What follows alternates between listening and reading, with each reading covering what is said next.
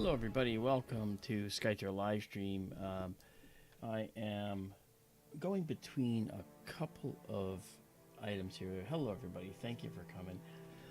We have clouds here, but they're light clouds. It doesn't look it. These clouds you see on the screen here, this is Arizona, okay? And I just have to show you this. That. Hang on a sec. That's what I want to show you. Okay. So on this side of the screen, all right, I have the Arizona sky, okay, live with the 12-second snapshots, and this is the live sky here in Connecticut. So we have both skies, and I'm going to maximize the size of this so we can see it.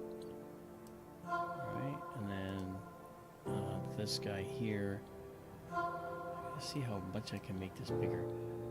I actually, just like 5 seconds ago, I decided I was going to try and do this to make this workable. And I had not done it earlier, so let's try. Yeah, that's not good, but this one might work. Okay. I guess that's the largest I can make that right now. This is the live sky here in Connecticut. You see a star peeking through it. It's actually light clouds. It's not heavy clouds.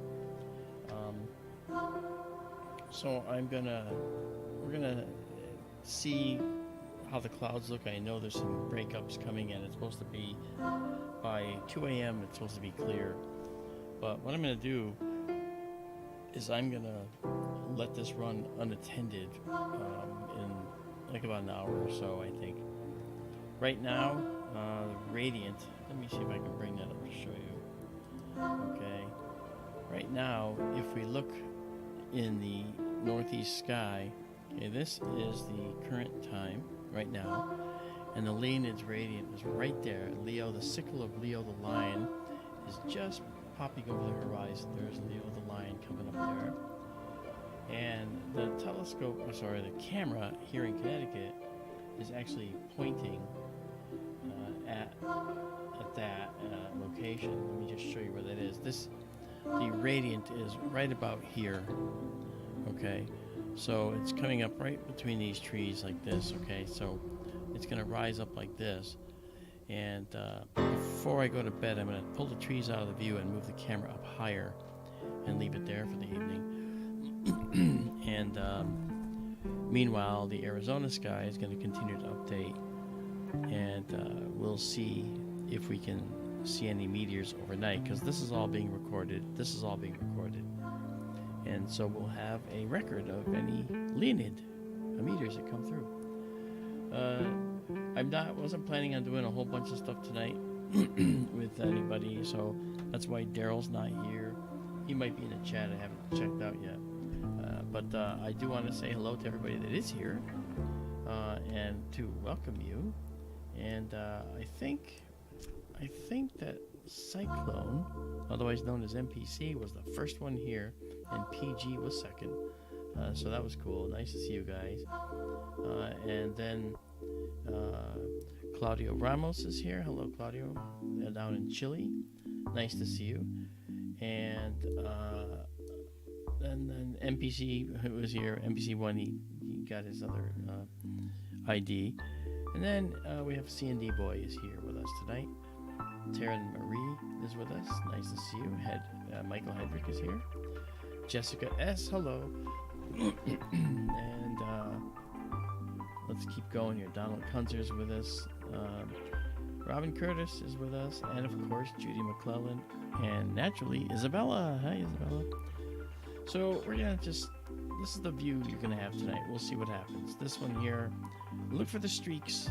In this one, this will be live. This one, you'll see the streak, and it's getting saved, and we'll actually create a video of it to show at the end of the night. So you'll see the whole night going by here. Uberku is with us. Nice to see you, man. DJ Ray is with us. And Alabama is with us. Alabama Constitutional Crusader. And Mike D'Elia, what's up, brother? Nice to see you. Alex Cooper is with us. I just love your names, man. Cosmic Ray's with us. How you doing? And Creeptasia, what's up, brother? Nice to see you. Alanis is with us, and hello to you. Jeannie Young is with us. This again, just so you know, this here is the Connecticut view, and this is the Arizona view. This is a wide field every 12 seconds. All right, and you'll notice it'll change over time as we go through it. And this is the live view. So whatever you see happening in here, if a car goes by, you'll see lights, down below. So we're getting clarity. I can see some break in the clouds here coming through already. We got some stars coming back. I'm not sure if that's Mars. That might be Mars, actually. We had Mars earlier. The sky out west is clearing. And Renee Cruz is here. Hello there, stranger. Good to see you again. And Cindy Murphy is with us. And there we go. And Bullwinkle's now here with us. So it's good to see you guys. So the radiant, as you saw in the planetarium program, okay, just bring it up real quick. The radiant is right here in the sickle of Leo the Lion, and that is this section, the lion's mane. Okay, and that's where we expect them to be coming from. So they go this way, that way, that way. They go this way. They're going to generally look like they're coming from there, and it's going to be increasing as we approach midnight and beyond. And as we approach midnight and beyond, it's actually scheduled to be clear here. So that should be pretty nice. We should actually have a reasonably good night. So that said, let's just keep watching and see what we get. I'm waiting to see what happens now. Again, the radiant is right around here, right? And if the sky clears, you'll actually see the sickle of Leo the Lion. So that'll be cool. All right. If anybody has any questions, let me know in the chat here, because I am looking at the chat actively. DJ Ray asked, when is the best time to watch this? The best time is after midnight tonight, and into the early morning today, from last night basically, and tonight. Those are the points in time when the Leonids should peak. So tonight will be also a good time to see it.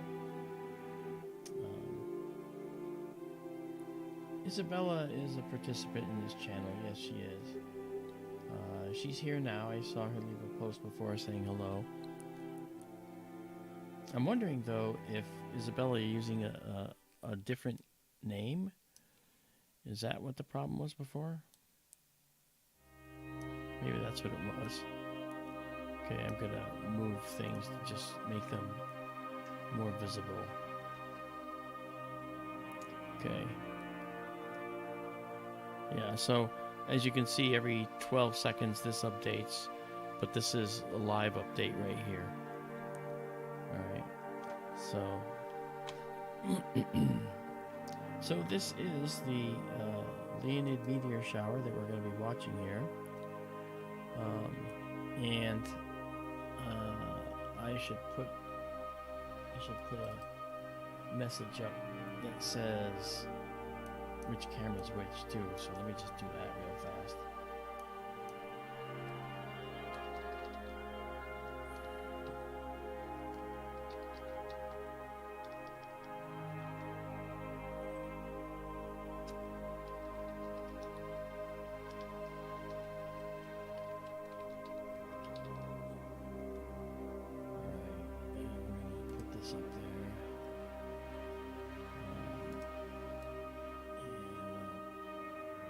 Put it in a place where it won't be that obtrusive. So let's see if it works here.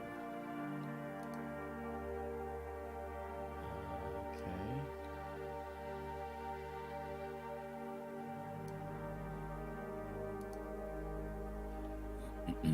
That looks like it'll work there. I also have quadrants in here So this is 1, 2, 3, 4, 5, 6, 7, 8, 9. So if you see a meteor in any of these quadrants, make a comment, put a comment in, just say Z1 or Z6 or Z8 to indicate where you saw it. And if it went from one to the other and you see that, say Z1 dash Z, 4 or 5, that kind of thing, wherever it goes. So whichever one it goes from, make a comment about it. And we will record and capture all the meteors that will happen tonight with this camera that we can see. Might also go make an adjustment to the camera. I can make a slightly wider angle, and it may want to do that too.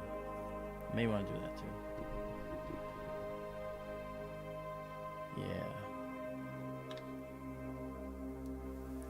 So I'm really happy that we could do this. I spent today just getting this up and running because I have not done a live broadcast from here in a long time, since the telescope behind me that you've seen. And you may say, well, where am I? That's right here. Here I am. Hi. I didn't want to interfere. But I guess I could just move over here and hide down here, So the telescope that's behind me that you've seen before is the East Coast telescope. And I have the East Coast camera. This is the camera that I actually used before. This is called the Sony A7S II, and this is our all-sky camera that's up here, all right, out in Arizona. So these cameras are 2,500 miles apart from each other. Okay, there's a object here that looks like it might have been a satellite. Might have been. We could just maximize it to see real quick. Let me get rid of this guy here. Come out of there. Might be a satellite. Yeah, I think that's a satellite right there. I can tell it looks like a satellite. Very good. Yeah. All right. Well, that was a mess. Let me fix that now. This guy I want like that. And then I want to bring back my view. There we are. There we are. Okay.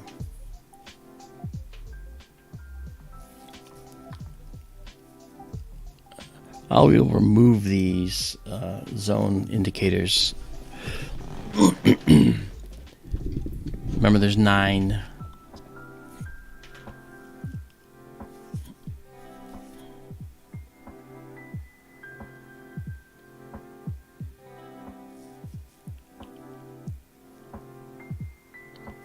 Yes, follow what Izabela says. Get the approximate time in the chat, and then she'll find them later. Okay. Oh, yeah. So, again, sorry for the strangeness of the appearance here, because I haven't... I haven't spent I didn't spend a whole lot of time doing that. I actually forgot that I should actually do that I should do this. I actually didn't I didn't think to actually do a left and right cam, which it's like, wow, can't believe I did that. Because that makes more sense. It makes more sense to do that. Here we go. So this way it's not in the view. This is a round view. It's a camera view. You're looking down the barrel of this big lens, but it's a wide field lens. Okay.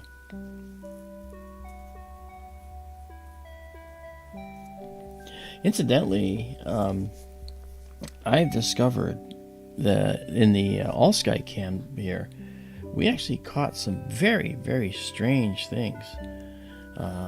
And those very strange things were craft that were cruising in a tight circle, very high in the air, it appeared. And I was able to confirm they weren't drones. I was able to confirm they weren't military aircraft. That is an aircraft, though, right there. That's an airplane right there. You can see going through here. Okay, so that's like I said, the live view. And I caught that twice on this all sky cam. So the all sky cam does its job. It shows some very, very cool objects. Here you can see a jet, and you can actually see it's leaving a contrail. Kind of hard to see, but it's there. Okay, this is good. I want to be able to show you the sickle of Leo the Lion, so you can see where that is. Let's bring up our planetarium again. The radiant has only just risen. Okay, so most likely the star that we're seeing near the top is Pollux, the bottom star in Gemini, and we have Castor up here. Okay, that's Castor, and this is Pollux, the other of the Gemini twins. But the Leonids, that's where we're looking.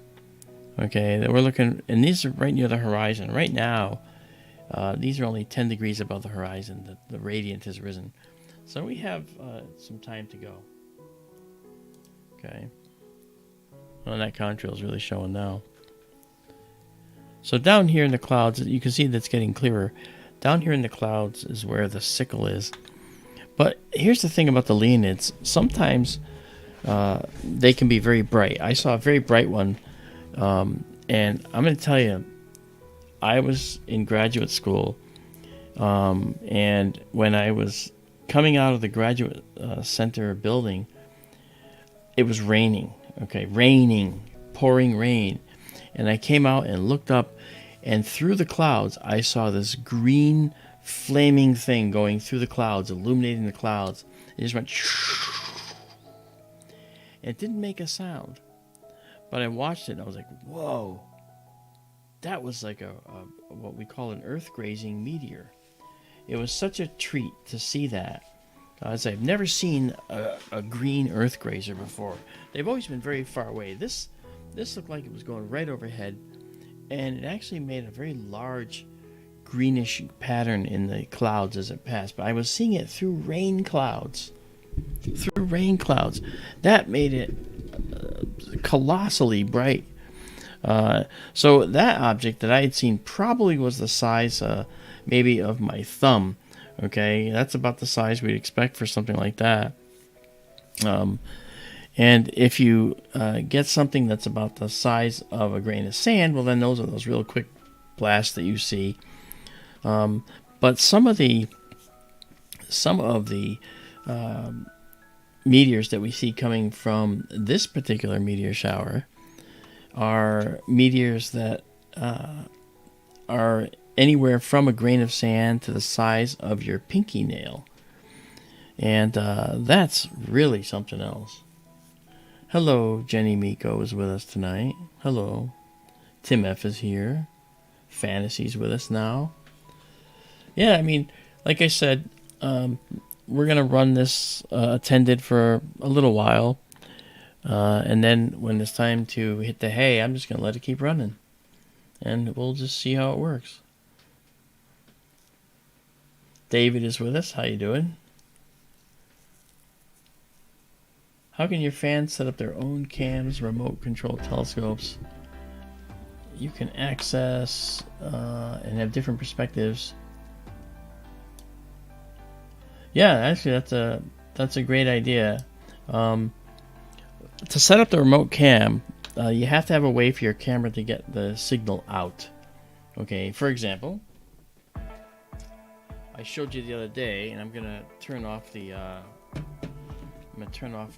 background transparency here for just a minute, so we can see this. All right, so I'm gonna bring up my product here and turn off. I'll show the background. Okay, so now that I got the background showing, I'm going to show you this. This right here that I'm going to pull out. This is a night vision system that's full color. All right. It's made by a company called Psyonix. Okay. It's backwards because I have this camera backwards. Okay. And the Psyonix camera has a little viewfinder that you can look in. But if you don't want to do that, what you can do is if you get one of these cameras, and you might think, oh great, color night vision, that's got to be hugely expensive. Well, in the past it was. This was $399 on Amazon. Okay. And the only difference between the bigger brother of that one is that the bigger brother also does GPS and compass coordinates. This is not like that. Well, I don't need that. But this guy, you can turn on the Wi-Fi on this guy. You can plug in the USB so it has power. Set it on a tripod, okay? Because it has a tripod mount on the bottom right there, right? And then you could connect to it with the Wi-Fi on your phone and stream your phone. It's that simple. In Facebook, YouTube, wherever you want to stream. It's probably easier to go live on Facebook. And then you can actually show what you're seeing, you know, and I think that's a pretty cool option too. Let me see if I can. Yeah, I can't move that. Okay. All right. That said, now I can turn back on my transparency so that I don't block anything.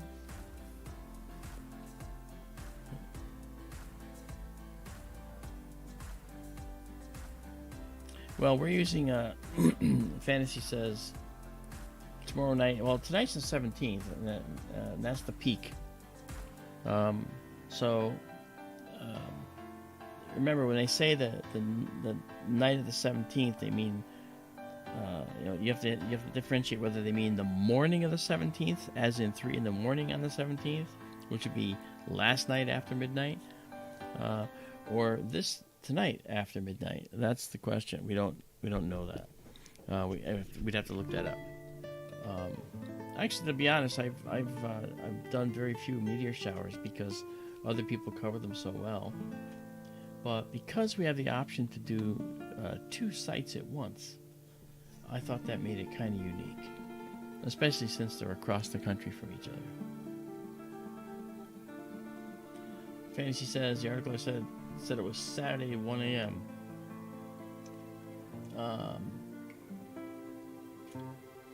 Well, it says the 17th, which is tonight. That's what I saw online. So I'm not sure if somebody got that information wrong, but I thought it was the 17th. But hey, you know what? Either way, the day before, day after, you can still see quite a few. So we'll see. Michael Galea says, "Are you going to share the meteor shower with us tomorrow?" Yes. When this image over here, when this set of shots are done, I'm going to put them into a video tomorrow, and I'll share that with you.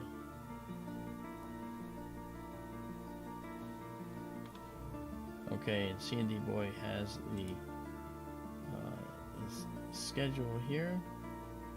I can't open that from here, C&D Boy. It'll screw up my chat.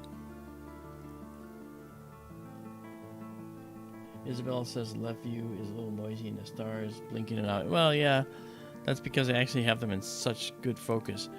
What I would rather do is this. Okay, as you can see, that would be better. And this is actually filming this in addition, but this is writing to the card on the camera. And if I had 32 gigs to kill, then I would just let this go.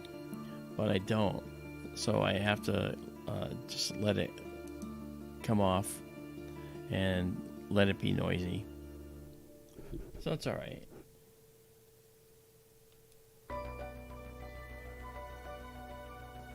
So we'll see what happens.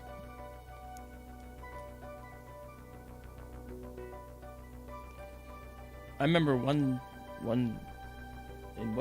season on the Leonid night, I think I told you this yesterday, I was peeking out my picture window. Actually, it's right over my head, There's a lake out there, and I'm not on the lake. I'm across the street from it, but I was looking out the lake and then looking up at the sky.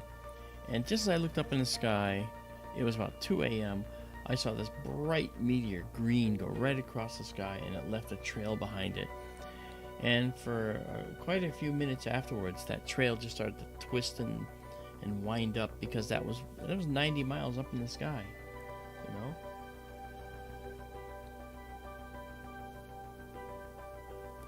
David said he wasn't talking about. He was talking about a network of cams and telescopes that you can access remote control. That's hosted by your fans. That'd be super cool. Yeah, actually, that's very cool. We actually right now we have 2 observatories. We have SkyTour East. Right now, the camera is the only one we have running. The big telescope for that is behind me, as I said, and we have SkyTour West. But this weekend, Marianne, who is one of our people in SkyTour LiveStream, is heading to another region in Arizona to scout a new location for Observatory number 3. So it takes time. It takes time, you know. Cindy Murphy said, blink of light in Connecticut. Did you see a blink of light? Because that sometimes, it's interesting, because sometimes when the light blinks like that, that's a meteor coming right at you. And I've seen a few of those. So when meteors come right at you, they just go, whew, they flash, and it's like, whoa, what was that? That's the meteor coming at you. Okay, so now Izabela asked for a reminder of the grids again. Well, here they are. Okay, here are the grids. All right.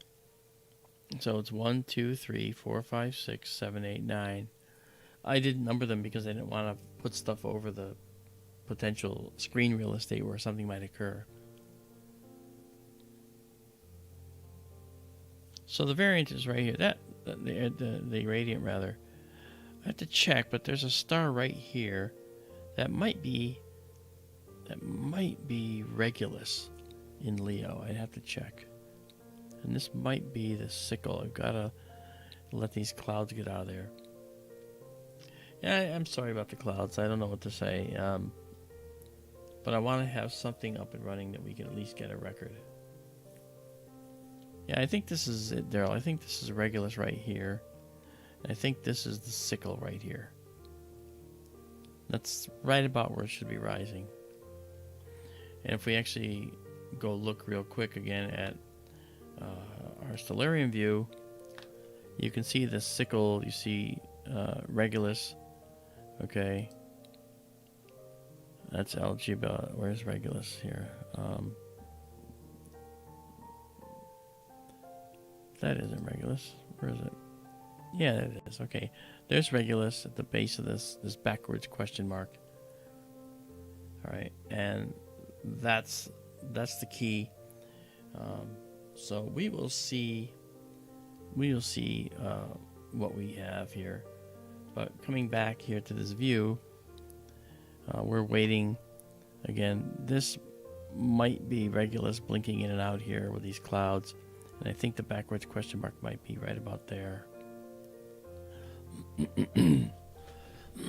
I tried to match the stellarium view to this view. Okay, let's we'll turn the grid off now. Arizona's clearing over here, and Connecticut is touch and go. But that's how it always is around here.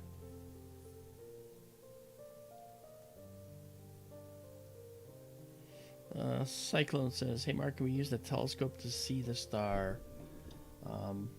I didn't even open the observatory. The out there, the all sky cam is the one I'm using right here. So if we were to, let's see, if I minimize this,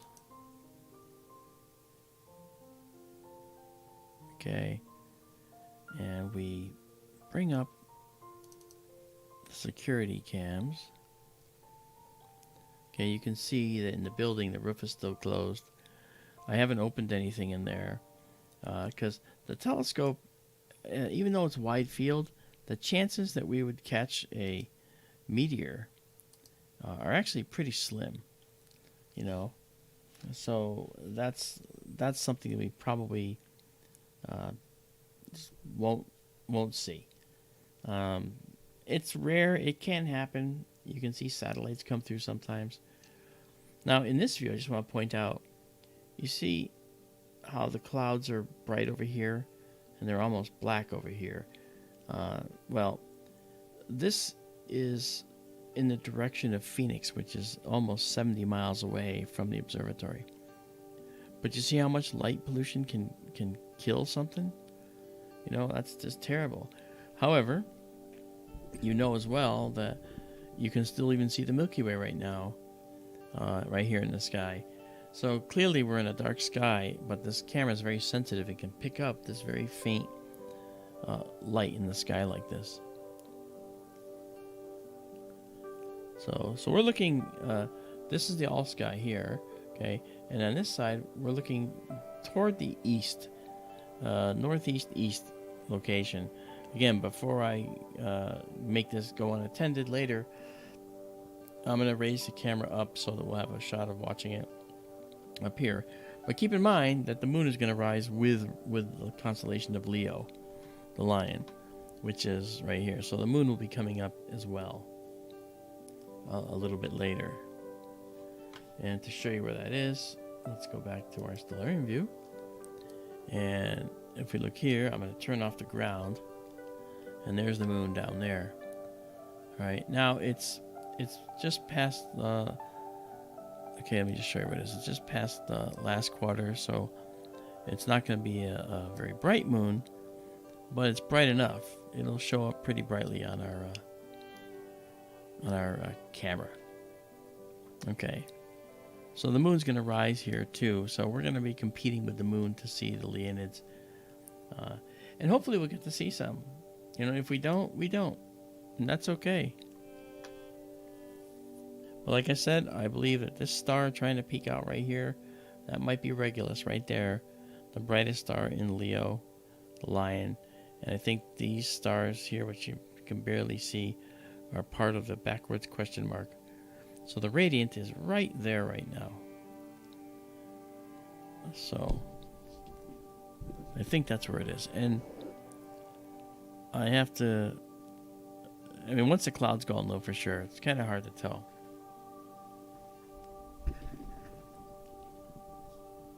And hello to Noela Oviedo. How are you?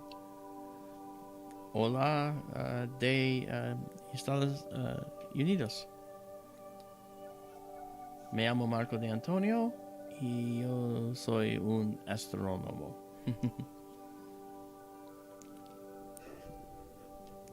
Nice to see you here and hang out with us. This is not a typical night for us. If you look at our streams, we generally do the deep sky stuff, and now we're using cameras that show us the wide field. And this is a all sky camera, Noella, and this is in Arizona, and this camera is in the state of Connecticut on the east coast of the United States. So these cameras are 2,500 miles apart.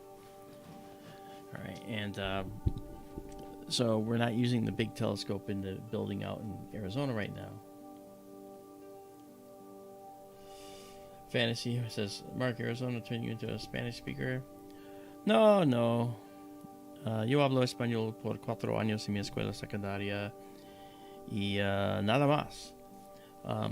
So I spoke it in high school and never more. I mean, I didn't have any more lessons. I just seemed to understand languages. I've worked with Chinese. I've worked with Russian people. I've worked with a bunch of people.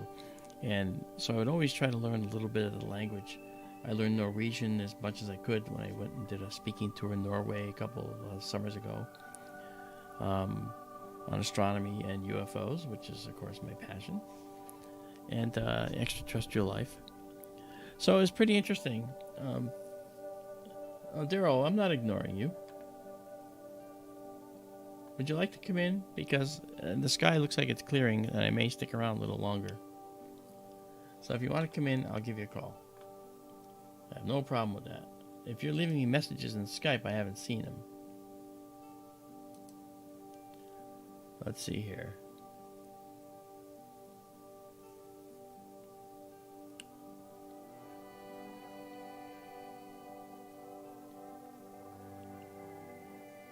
Okay. So I read online that it said that that tonight, the 17th, was going to be the peak. But I read also in the chat that someone said, well, it might be Saturday. Well, actually Friday into Saturday. So that might actually be a peak. So we'll do this again Friday into Saturday if we have to. If we must. All right, we'll bring in Daryl. Okay. I know he wants to talk about this. Sorry about the Skype junk. I actually don't hear it now. Hello there, Daryl. And do you want to turn off your TV? No worries. Yeah, so you're not being heard yet, but now you are because I turned up your volume.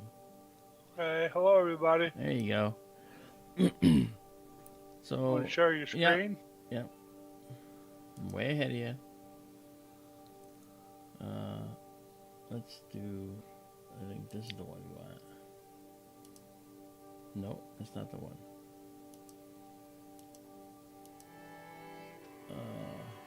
It's not this one either. Alright, let's see here. How come? All right. I don't know why I've got so many things to share. That's the weirdest thing in the world. That's weird. It's sharing the Beta, CND, Cyclone. Yeah, they're actually. Hedrick, hi Ubercrew, hi Izabela. I can just watch on the YouTube if you like. Well, then you won't be on time. Let me just. Hi Bonnie. Fantasy. Why won't it let me look at my display? Hedrick, stars only twinkle in Earth's atmosphere. You get out into space and they're steady lights. Yes.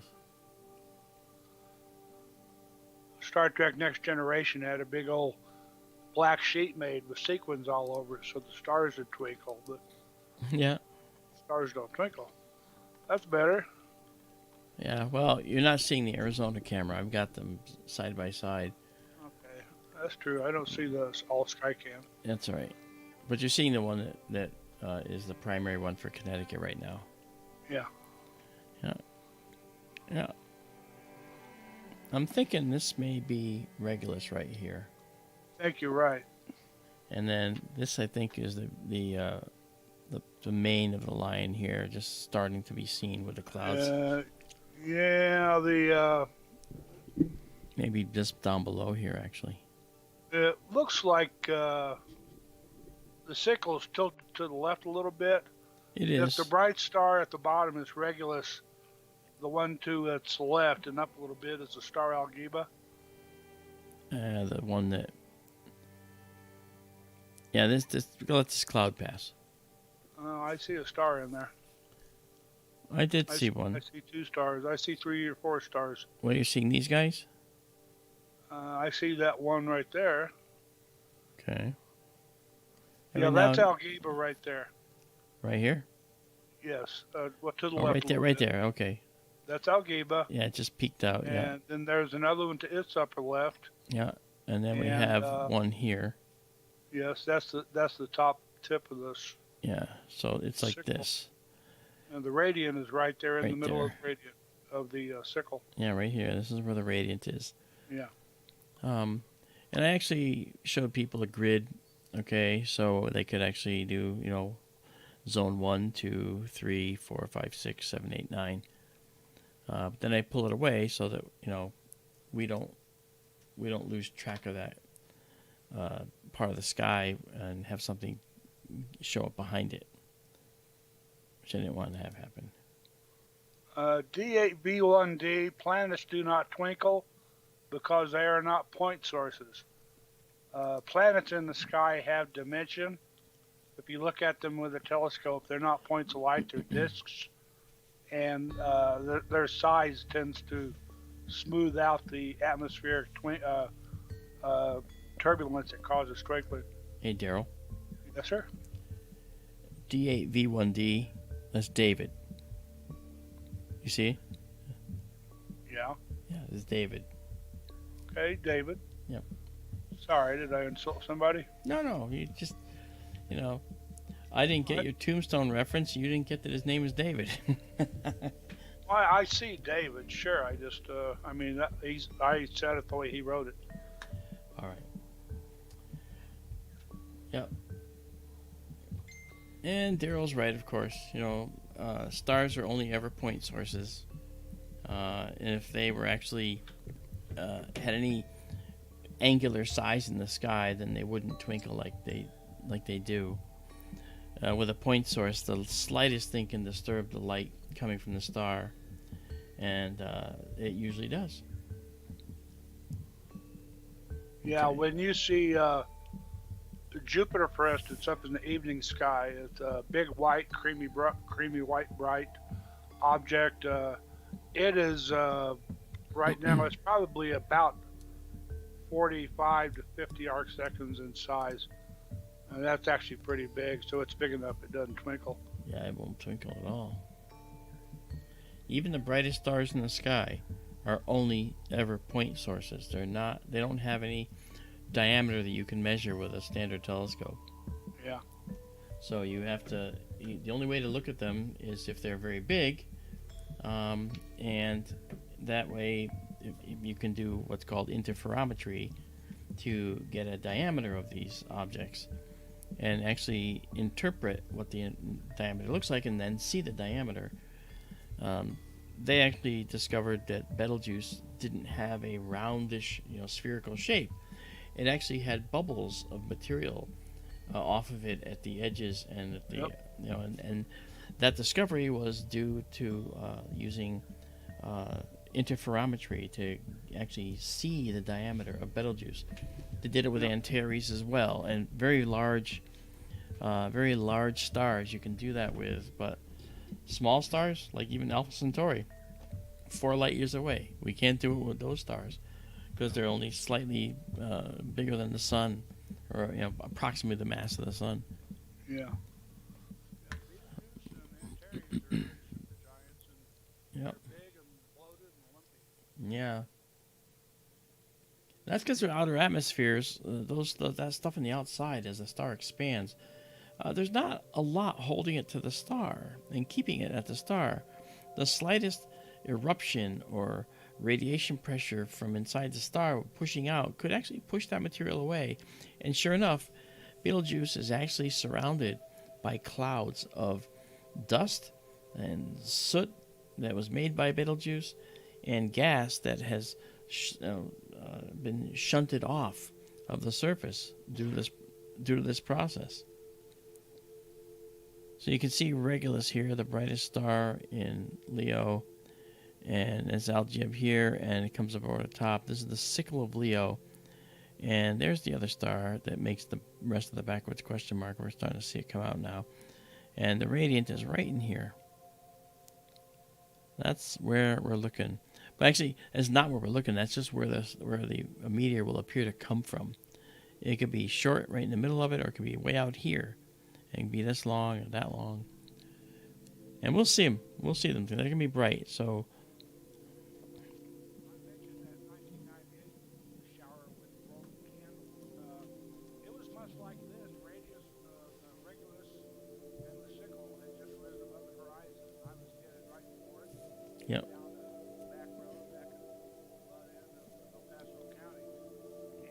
And the showers were coming.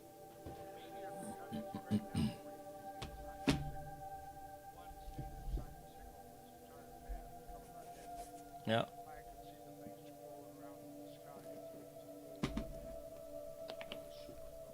That's cool. All right. Very cool. So, I'm not sure if that was an illusion in my eye, but I saw something here. But that might have just been illusory. It would have been zone 6. Ah, well. Of course not. Oh, I see what's going on. It's possible that I had my cursor on there, and then it attached to you, and if I move my mouse, it would move your volume around. So you can be heard now. Okay. Hello, everybody. Well, you were heard all that rest of that time. All right.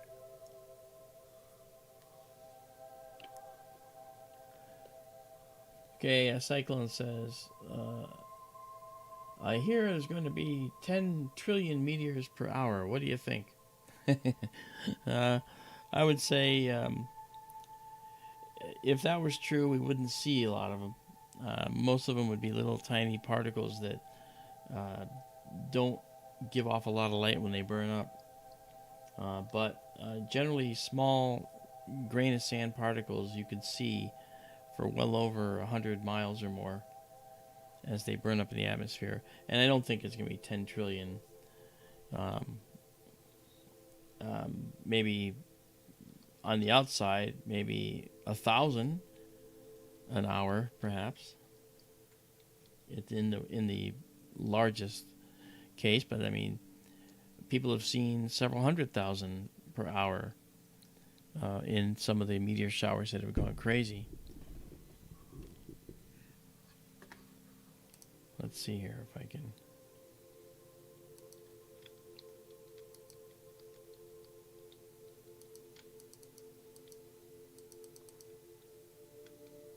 Let's add this up here. Okay. So on the all sky cam, you're going to look for streaks. A streak that might, now remember this is Arizona, so it's 2 hours away. But you're not going to, Leo hasn't even risen out there yet. So it will rise in the next little while, I'm sure. And so on this side, Connecticut, you can watch. And as I said, I'm going to move the camera to be pointing more up here before I automate the stream and go up to rest for the night.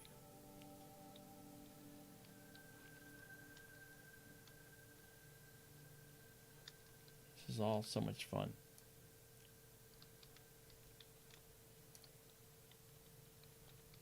Daryl's typing a mile a minute. I can hear him. Oh, answering Ray.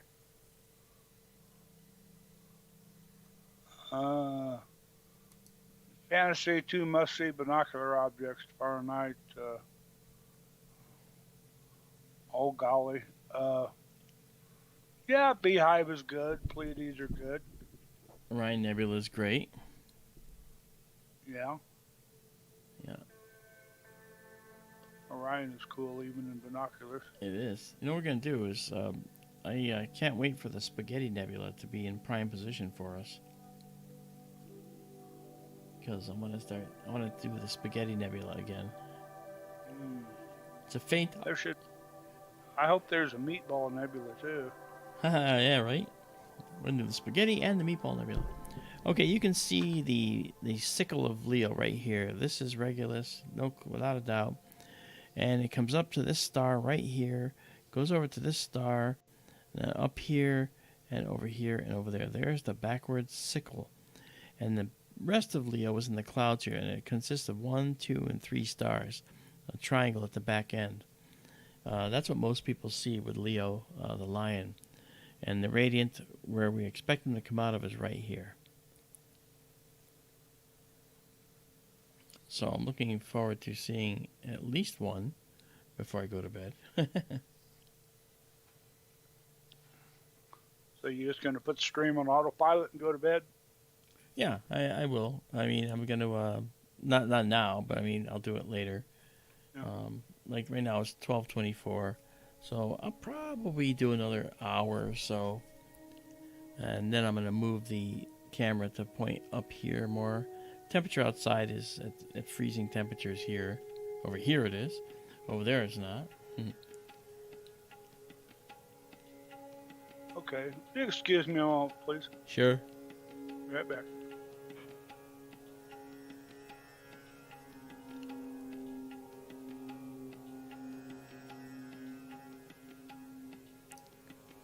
There we go.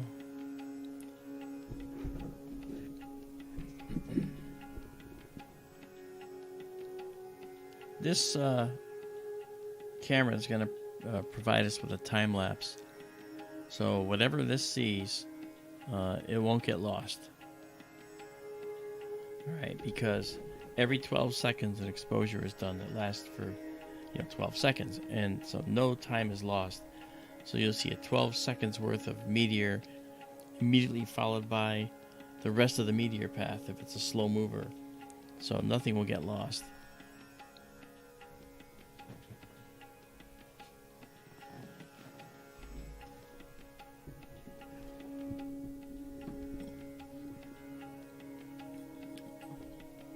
Cindy, that's very nice to say. Thank you.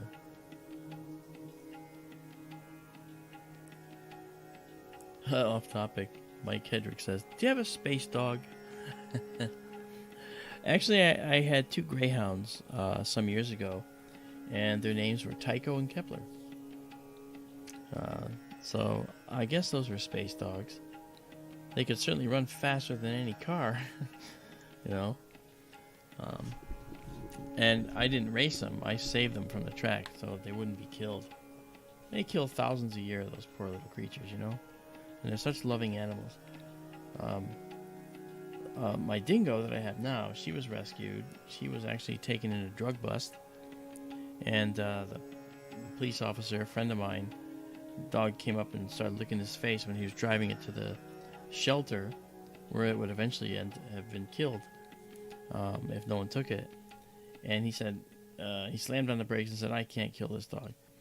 And next thing you know, I'm getting a call, Mark, can you come look at this dog? I'm like, I already have a dog, Dan. Can you come look anyway? All right. So I went to see the dog, and it's like, this is such a beautiful dog. It was an Australian cattle dog. And, that's a gorgeous dog, Hey, Daisy and Zoe. So,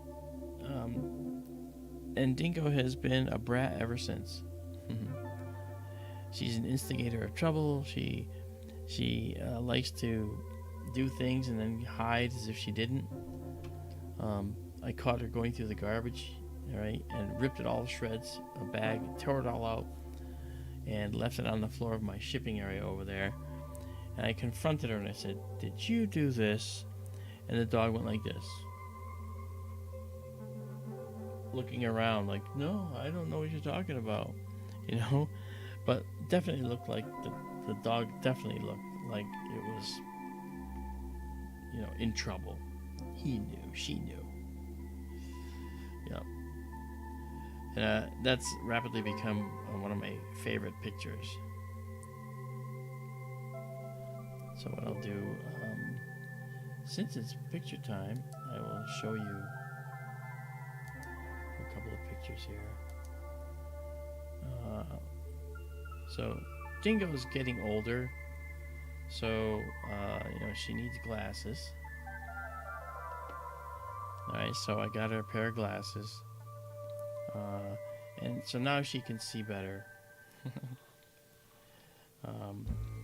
And then let's show you this image is the all-sky camera that we're taking the imagery with. That's the all-sky camera that's right here. Okay, that's what it looks like. All right, it's sitting on the end of one of the beams of the building out there, and it's taking the pictures. So that's a little context for you, so you know what it looks like.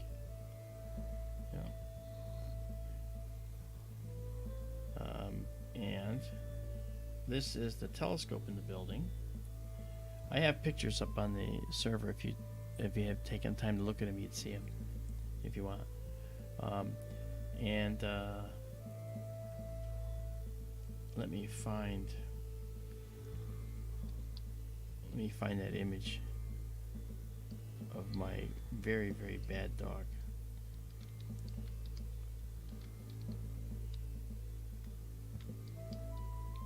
And this is the dog I had before Dingo. This is Indy. Indy and Dingo were actually good friends. They would have a lot of fun together. This is Dingo and Indy at each other's throats. My son took these pictures. They actually did a good job. Oh yeah, Daryl, you're right. My Tycho and Kepler were couch potatoes, let me tell you. He says that greyhounds can be couch potatoes. That's true. Yeah. An old friend I used to work with, he and his wife rescued a racing greyhound, and a really sweet dog, but she was just couch potato. Yep. I rescued two. I rescued one. Yeah. And then I had to go back a week later and get a second one because Tycho, which is what I named him, his racing name was 49er Style. And then they went and got Kawartha Hayes, which I renamed to Kepler. Mm. Yeah. This is the picture I was telling you about. This is a dog that looks guilty.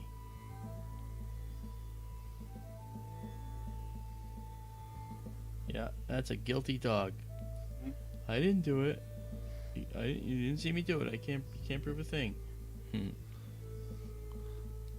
There's a vid on YouTube of a guilty dog. The guy, one of the dogs tore something up or got into something, and he's got them all lined up, and he's asking them who did it, and they all put their paw on the bad dog's shoulder, saying, "You know, it wasn't me, it was him." I know, that's funny. I saw that. And during COVID, Dingo was, of course, very, very careful. So she's all masked up, Not anymore, though. In fact, she tore up all the masks. So there you go. This is here's a picture of my greyhounds. That's Tycho over here and Kepler that I'm holding.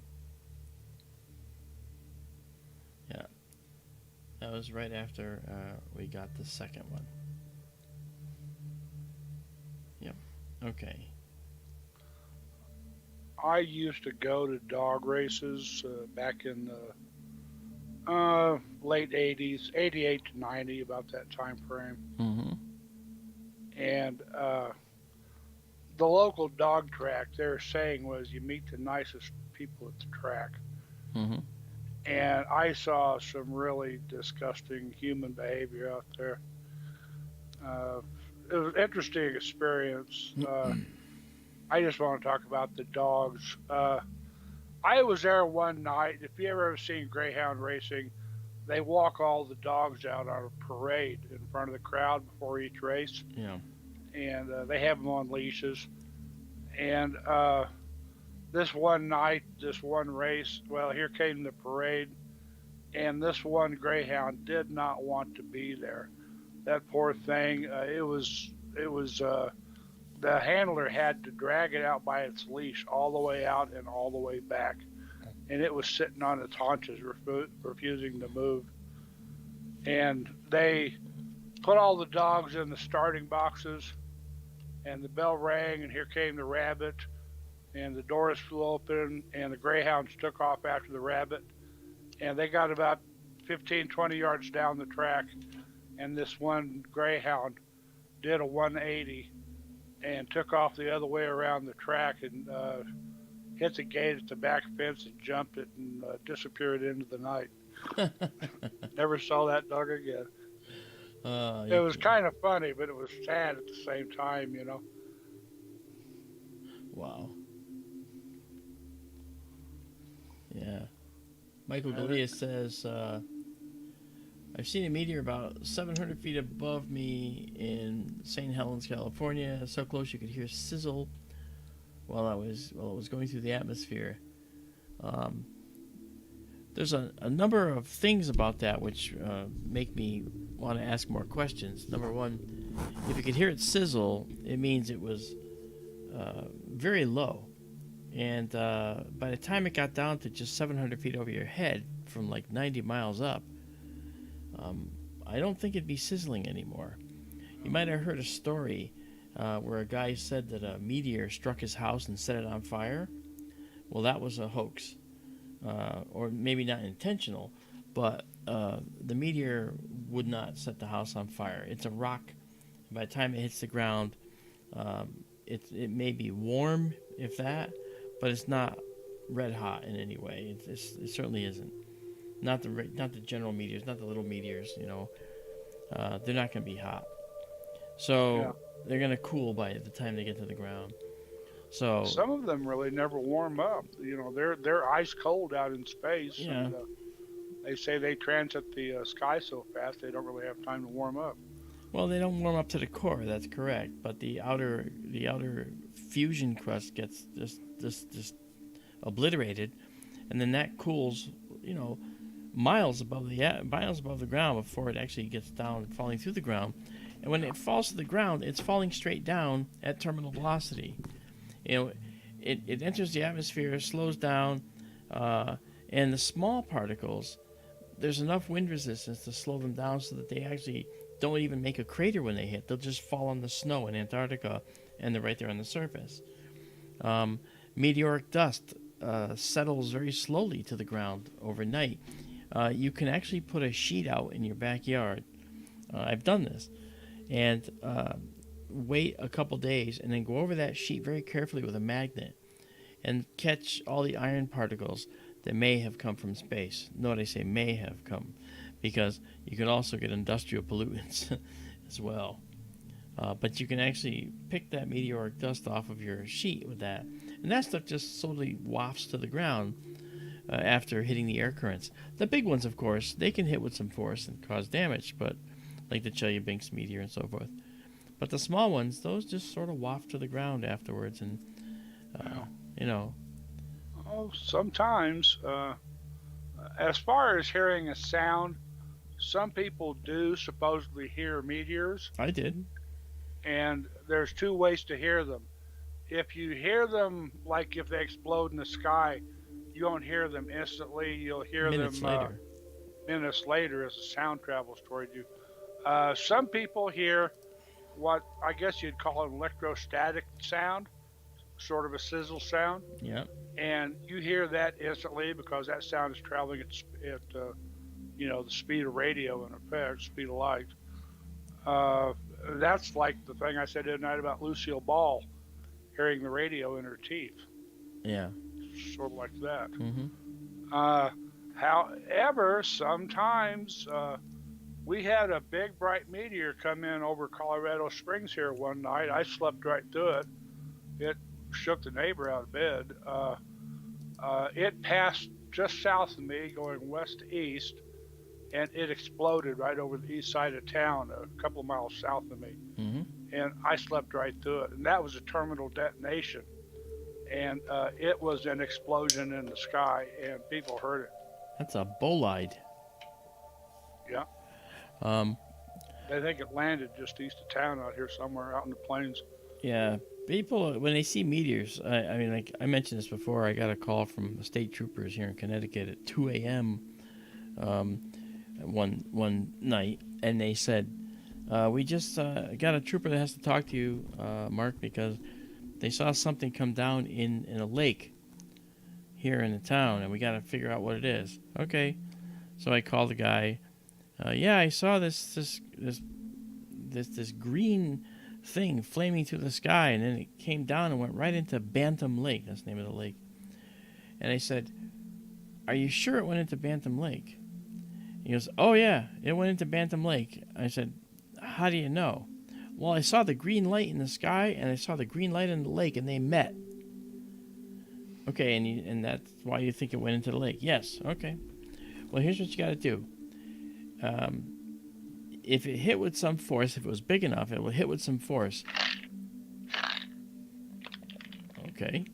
It hit with some force, all right? And if it hit with force, then you want to check the boat ramp and see if there's some water that has washed up higher than normal. Because if it made a splash of any kind, that will ripple through to the boat launch, and you should be able to see it from that point of view. That's about where he could have seen it. You know? So they checked for that, didn't see anything. And I said, okay, in the morning, do you have a drone? Fly over the lake, and if you have the drone, they do. They have a state police drone. Fly over the lake and see if there's any mud in any sections of the lake where something could have gone to the bottom. Oh, okay, all right. And I never saw anything. And I said, okay, here is what likely happened. We had to check that. We go, but, you know, it's an optical illusion because the Earth is round. When you see a meteorite that's an Earth grazer, one that seems to go all the way horizon to horizon, like this one did, it's going to look like it's going down. If it goes over your head and then down, it's going to look like it's going down because it's actually curving around the horizon as it's gradually entering the atmosphere and maybe skipping back out into space at some point. But it's going to look like it's going down. And it's only illusion, and that's why people have a tough time saying where they've come down.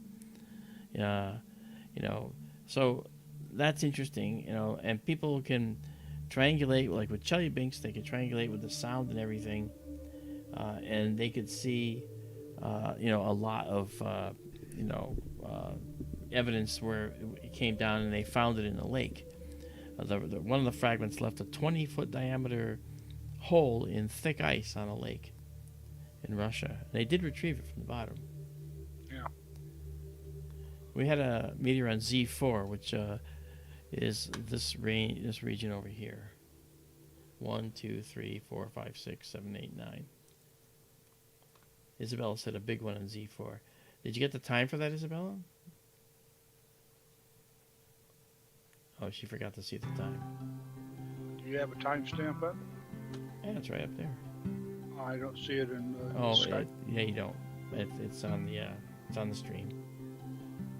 You know, if I could make one point about when they find meteorites on the surface in Antarctica, that's a place where the snow is slowly moving and the wind is constantly blowing, and it tends to sort of sand down the surface, where the meteorite may, you know, plunge into the snow or the ice, but it comes up over time because the wind exposes it. Yeah. That's very true. Very true. Yeah. All they have to do is drive a snowmobile out across this snowfield, and anything dark they see on the snow is a meteorite. Yeah, you can't miss it. You can't miss them. Yeah. And I actually, when I was out in Arizona this past time, several people walked up to me and said, look, I found what might be a meteorite. And I picked it up, and yeah, it's certainly made of iron, and it had a lot of those ablation scars that you would expect to see in a meteorite. The little pockets and stuff. And it was... Thumbprints. Huh? Thumbprints. Yeah, right? I mean, it looked like it had these little holes in them, you know? That's what they call them. Yeah. Well, these things were... they look very much like... meteorites, and you know, sometimes a slag furnace will put out this stuff that looks just like meteorites, but it's the wrong density. When you have something that's pretty heavy, that's definitely you know, it's definitely a likely candidate. Okay, we just saw one of the back stars in that triangle of 3 peeked out here for just a moment and went back in. Here is the sickle of Leo right here. There is Regulus, there, saw one right there. Did you see it? Right there. This was Z5.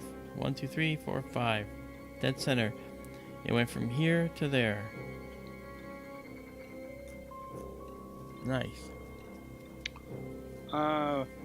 Some places you can find meteorites on the ground in Arizona.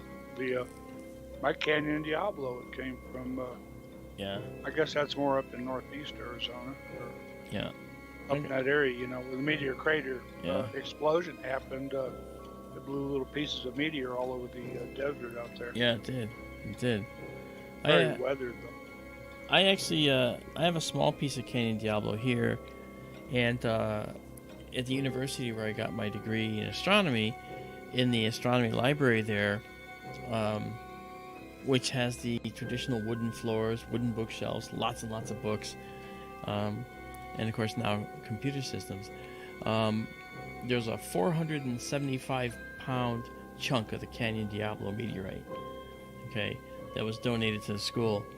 And I told this story before, but one night we were studying for an astronomy test in there, a few of us, and nobody was there. It was 11 p.m. at night, and I was waiting till midnight to go do my midnight to dawn shift in the observatory and do photos for the parallax program. And we're sitting there and we're looking at the meteor, looking at each other, looking at the meteor, and I think we probably all said it at the same time. We said, "Art's chair." Arthur was the guy that ran the observatory. He was the director. And we said, "Art's chair." And we laughed hysterically, and then went and we put four of us around it. It took four of us to carry that thing. And we kind of stutter-stepped it in, set it on his old wooden chair. The chair creaked. We thought it was going to collapse. And then we left it, and I went and did my shift from midnight to dawn. And Art comes in the morning, and he runs into the observatory, and he bellows, "Who put the meteor on my chair?" and I started laughing. I couldn't stop laughing. I said, well, I certainly couldn't lift it. Who did it with you? And I said, a few of us did it. We'll take care of it, Art. He says, "Well, hurry up." And it's like, that's what happens when you're pushing yourself. We were classifying spectra. We had all kinds of things going on, and we play hard intellectually, and then we work hard intellectually, and then we play hard, and it has to be something intellectual as well.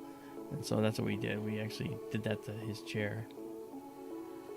That was kind of a bad thing to do in retrospect, because he was the guy that gives us our assignments and our grades. But he laughed. You know, he did laugh. You know, he just tried not to laugh. Mm. Yeah. Mechanics do that, but they do it with toolboxes instead of meteorites. No. The big ones on wheels? Yes. They roll them around and like put them in doorways or stick them in someone's office? Yeah, or pick them up with forklifts and stack them on top of somebody else's toolbox. Oh boy. Yeah, there was this one guy, the son of the guy that owned Milton Bradley Gaming Company.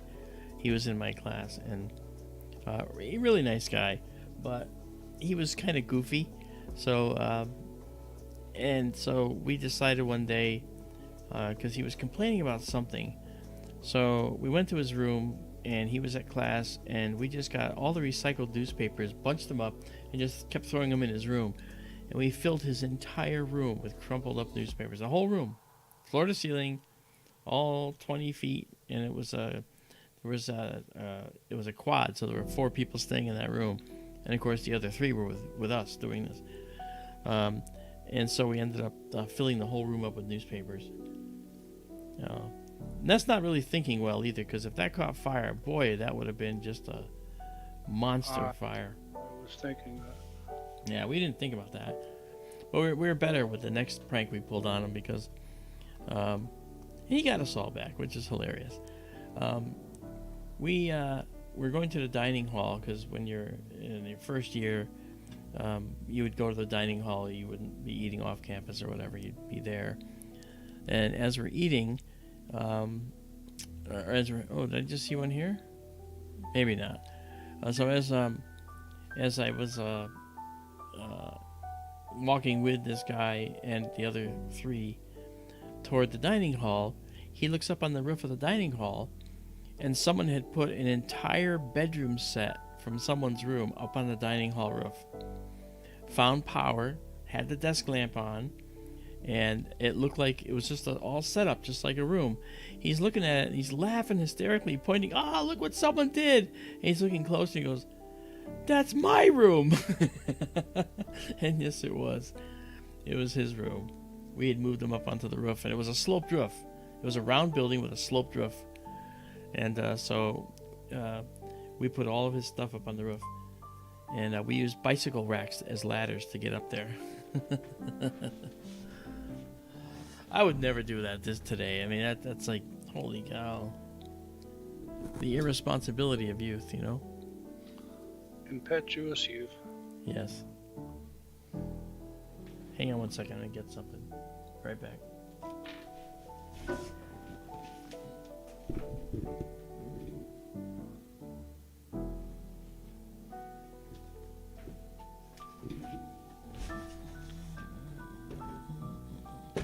Okay. All right, so that star you see just to the upper right of that tree, left of center. This guy? No, to the left. Oh, okay. Just above the tree there. Right here? That one. Yeah. Yeah. That's a tail of Leo. That's the top of his back hip. The Yeah. star's name is Zosma. Z-O-S-M-A, Zosma. Because we got another one down here and another one behind the tree. Yeah, and Denibola, the tail, is behind the tree right now. Yeah, right there. Yep. But the radiant is here, so it's getting pretty high in the sky. Centered right now, which is good. Our field of view for this camera is right here, what we're seeing here. These are the controls for that camera. And I could actually take an image, like if I say take an image, okay, well, I just took an image, and there you see the image I just took, okay. That's the moon rising there. Yeah, right there. Yeah. Moon's coming up with it, unfortunately. So anyway, there we go. And we can get rid of this and bring this back. So there we go. You can see the moon light coming up. So we're going to be competing with the moon, but we're going to go for it. Why not, right? We've got 2 cameras running, one in Connecticut, one in Arizona. We saw some meteors. The one I saw was right here. It was a little tiny, it went, and it just went through. I'm going to quickly show a little more something that I think is cool. And let's do this. I'll just bring it up a little bigger because we won't lose that. So this is a meteor. All right, this is a 1,000-gram iron meteorite that fell in Argentina, and this I actually saw the main meteor mass when I was in Roswell, New Mexico. They actually have it there, and it's really pretty. This is, you got to use 2 hands to hold it because it's actually kind of heavy. If you drop it, it'll break your keyboard. But you can see these ablation scars where it came through the atmosphere. There's divots, what Daryl was calling thumbprints. Regmaglyphs is their scientific name. Yeah, all over this thing. All right. And so you can see what it looks like. And they're pretty distinctive. Now, if I was to cut this in half and take a slice and polish it, we would see a really interesting mineral pattern inside there, crystal pattern. Widmanstatin pattern. Yeah. And those patterns, people just love them, and they turn them into watch faces and all kinds of things. So it's pretty interesting, but it's the size of my hand, weighs 1,000 grams, and is pretty heavy. That's the Campo Cielo meteorite, isn't it? That's right. Yeah. Campo Cielo, Argentina. My Canon Diablo's a little bit smaller than that one. And I've told this story before, but I was so proud of that, my first meteorite. I had it out in the car, in a cardboard box, little cardboard box, and Yeah. sitting in the car all day while I was at work, it got really, really warm. Okay. And I took it into a diner I used to go to after work for dinner to show it off.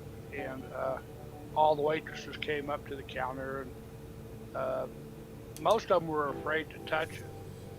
And one of them picked it up, and because the meteorite was so warm, she thought it was radioactive. She threw it down.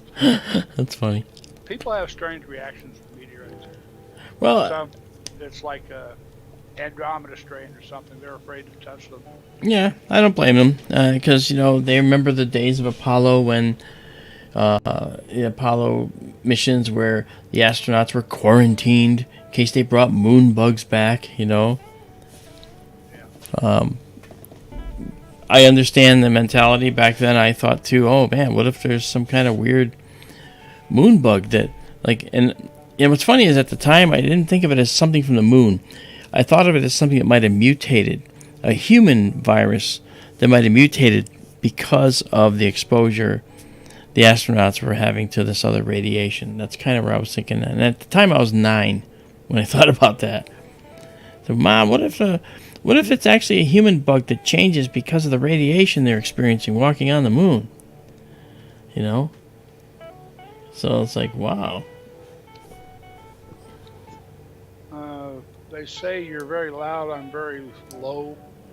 I'm watching you come through, and you're Testing. coming. 1, 2, 3. Testing. Yeah, you're coming through pretty loud. I'll turn up the volume a little. You're actually pretty close to my volume. Yeah. My settings on this end are the same they always are. Okay. Well, I'll just drop my volume just a little bit because I'm going into the red a little, and you're going into the yellow. Okay, that should work. Is the cyclone? Yes, that's the moon coming up. Yeah, right there. Yeah. And you're seeing some lens flares from the moon. You'll see more.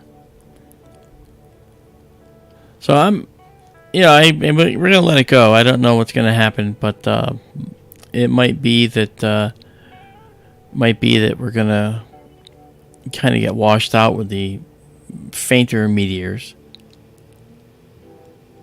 But we want to see the ones that have those beautiful trains they leave behind them of smoke trails, Those are the ones we want to see.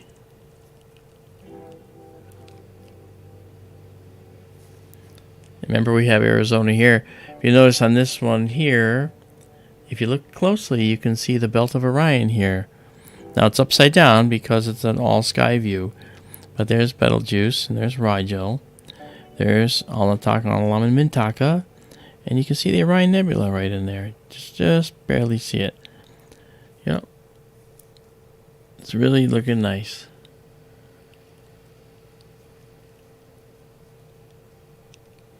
So Orion is rising. I suppose that bright one up at about That 10:30 or 11 o'clock is Jupiter, no doubt. Yeah. And this one is looks like, is that Aldebaran or is that Mars? I can't tell. The one at upper left is Jupiter. Yeah, but I'm talking about this one. Oh, you can't see it. No, I'm looking at it. But you can't see what I'm pointing out though. I'm on your YouTube page. Yes, I see it. Okay. Yeah, that's probably Mars. Yeah. Mars will be the brightest thing in that part of the sky. Yeah. Very nice. And the star to its upper left will be Aldebaran.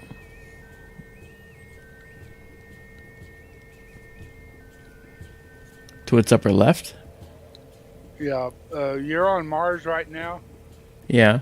And then the next bright star above and slightly to the left of Mars is Aldebaran.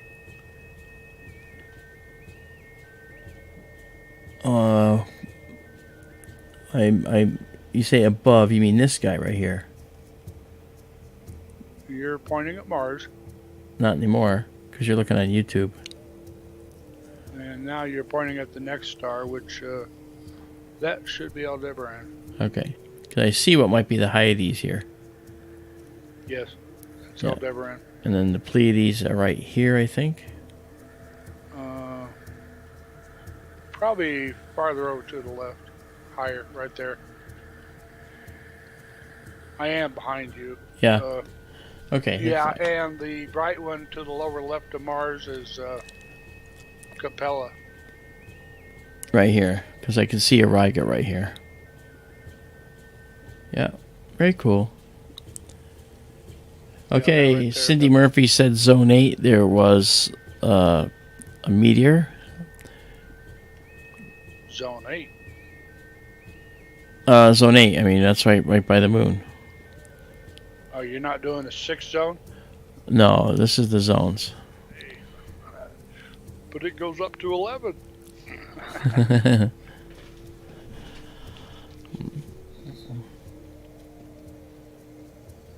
And Cyclone says, I just saw a giant one that just made the screen bright. Wow, wow. Okay. Where? You got to tell us where that was, Cyclone. You know, we can't just say that without knowing where it was, man.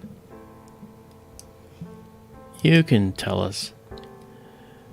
We can do it like this. Oh, no, we can't. I got to do it like this. Okay. Every single square? Are you watching the same stream as me? Hey, Bleeding Eyeball 27. Yeah, you saw one that left a trail in eastern Tennessee. That's cool. Yeah, we see the airplane too, Daisy and Zoe. I saw that.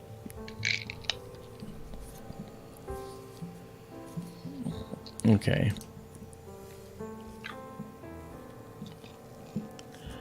Our sky was supposed to clear up tonight, so I think maybe we've reached that. Looks like it. Yeah. Excuse me again for just a second. Sure.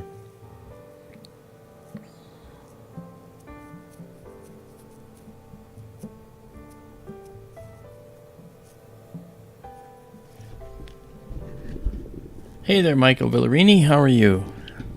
Thanks for coming on in. It's nice to have you with us. Make sure you subscribe and become part of the SkyTour family. Oh, hi, Curtis. How you doing? I have to find out what the meteor stream is in terms of the comet period. I don't know the period of the comet. So I have to check For the Leonids? Yeah, what's the period of the comet? 33 years. Okay. Temple total, 33 years. All right. So Curtis was asking how long it takes a stream to make an orbit. 33 years. Yeah.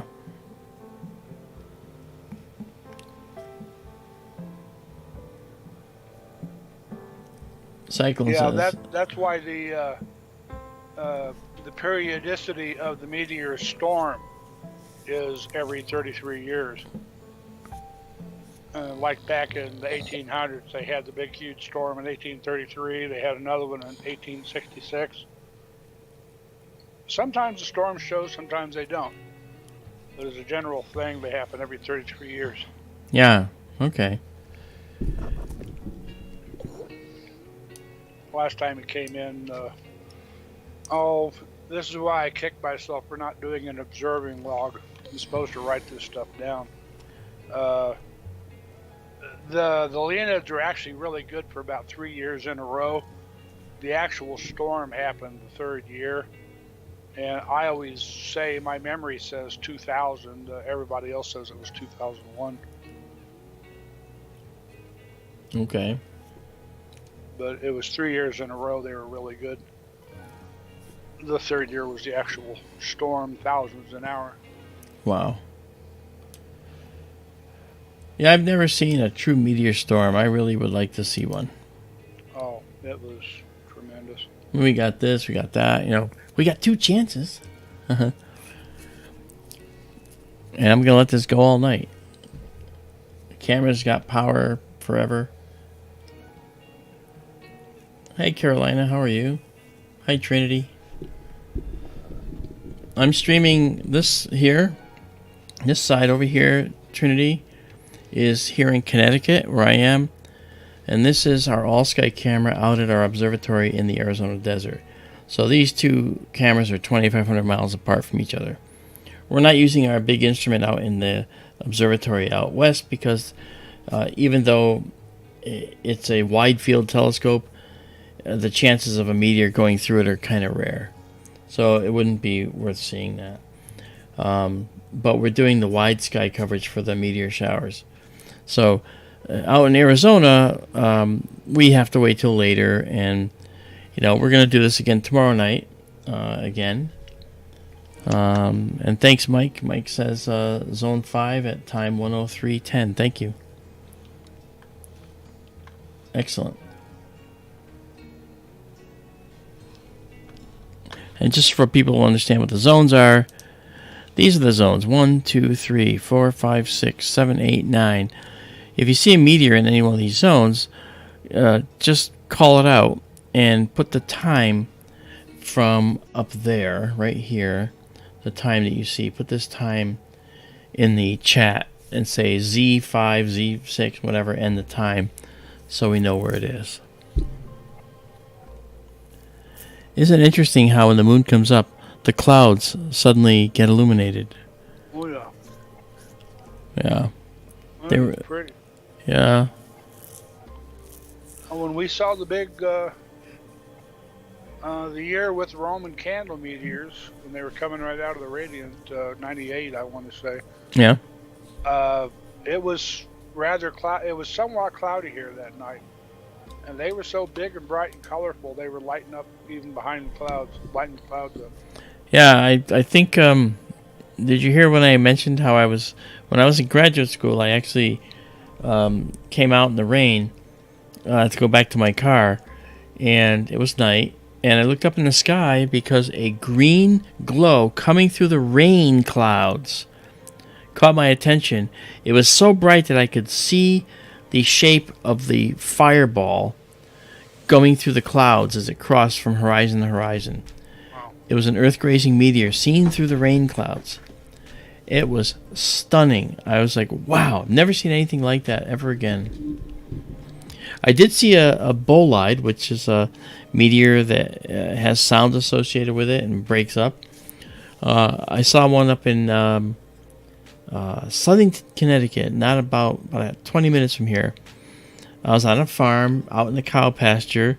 It was 2 in the morning, and I saw this meteor come across the sky, and it left a smoke trail behind it all the way across the sky. And as it got near the end of the trail, it broke into 3 distinct red-hot segments, which faded out really, really quickly. And then several minutes later, I heard boom, boom, boom. The explosion. I waited for it because I knew it was coming. Yeah. And I heard with that echo. It was just so incredible. Then I saw one in Maine do the same thing.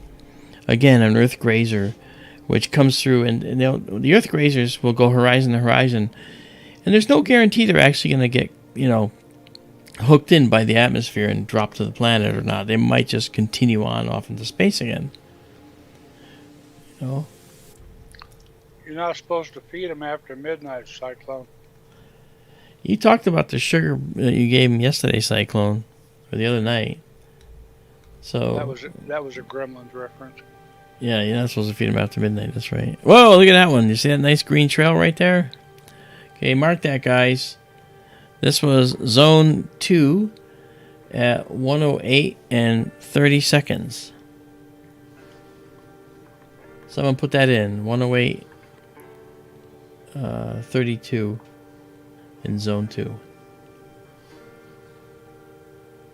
Okay, I will. Z2. I haven't seen a thing yet. 108 and 32.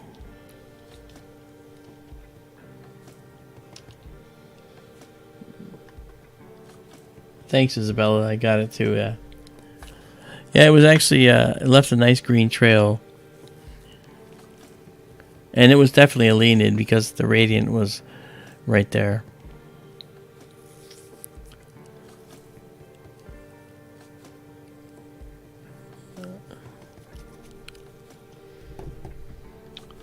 Oh golly, meteors I've seen. I'm sure they're all stories I've told before. Yeah. By the way, that's true, you guys. If you want to look, if you see in the chat a time, rewind the stream to that, later, and you'll be able to see the meteor. That's why I say, remember the zones, right? So we have these zones: 1, 2, 3, 4, 5, 6, 7, 8, 9. Okay. I'm gonna turn this off because I don't want to get them in the way, have them in the way.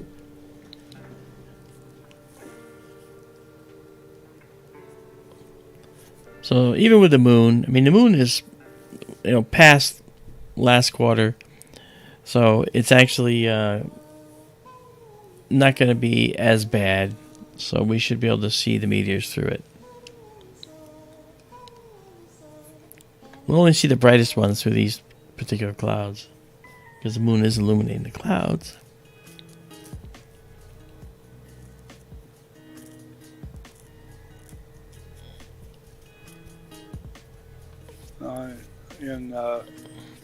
It was November of 1982, if I remember right. Ooh. I was living in Leadville at the time, up on the hill, and a bunch of drunk miners came to my place late one night and wanted me to drag out the telescope. So I did, and we were standing out in the dark. Only one person at a time could look through the telescope. Everybody else standing around just talking and looking at the sky. And yeah. We saw this thing come out of the south. And I mean, it was so cool because you could see it coming through space at us. Mm-hmm. And it lit up, and it arced across the sky toward the northeast and got super bright.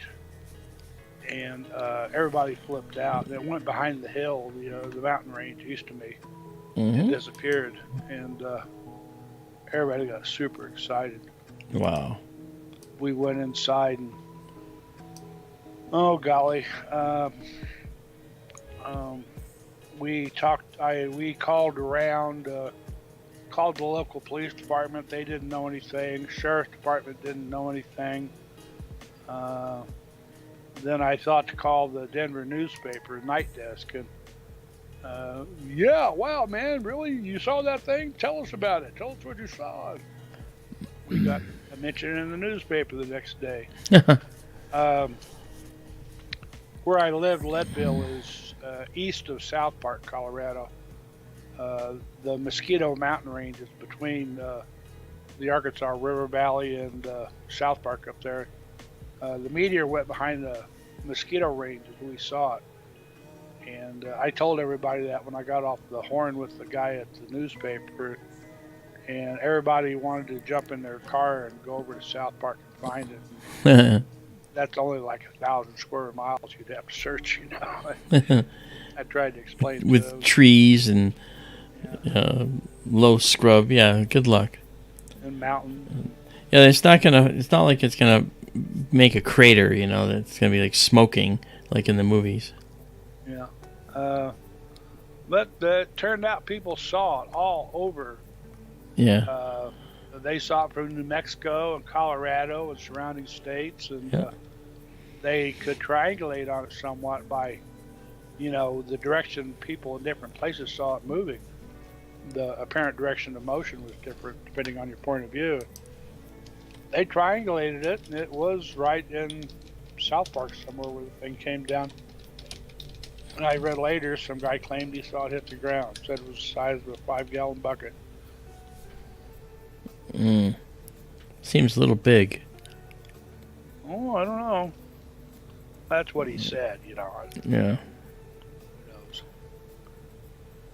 Wow. Interesting. I gotta check something here because I see where this. I got a cold breeze here. I had to put some cables through a window. That's it right there. Okay. All right.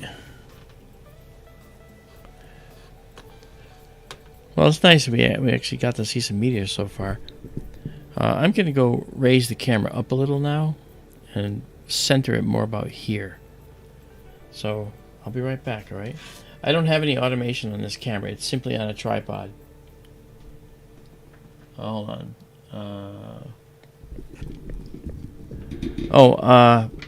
Curtis Horn's asking if I tried to use the telescope to look at Artemis. I have not, and primarily because it wasn't in our view.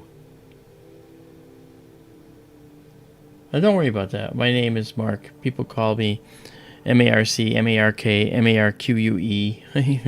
I've seen them all. Okay. And I'll be right back. I'm going to go move the camera.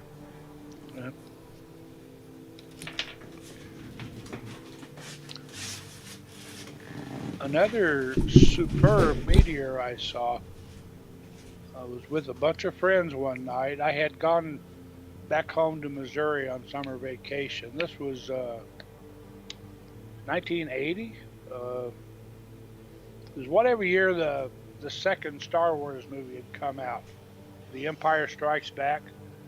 An old circle of friends and we all went to see the local premiere of The Empire Strikes Back that night. And after the movie, we were sitting out in this one couple's backyard talking about the movie.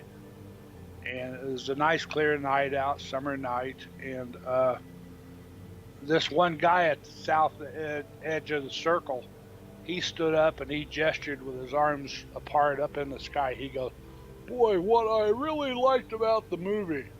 And he waved his arms in the sky, you know, and it was like he had conjured this thing. Right behind him, it was moving from east to west, was a huge bolide, a fireball. And it broke into hundreds of pieces. And they all flamed out on the sky in a great big ball right behind him, like in between his arms where he was gesturing. And everybody goes, "Ooh." And a couple of the ladies had gone inside to make drinks for everybody. They came running outside. "What'd we miss? What'd we miss?" That was the coolest meteor ever. Looks like the clouds are getting worse, Mark. I'm back.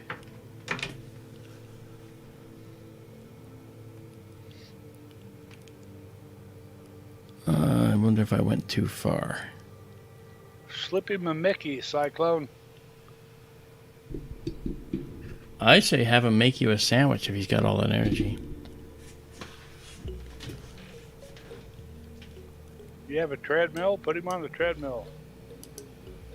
That's a good idea.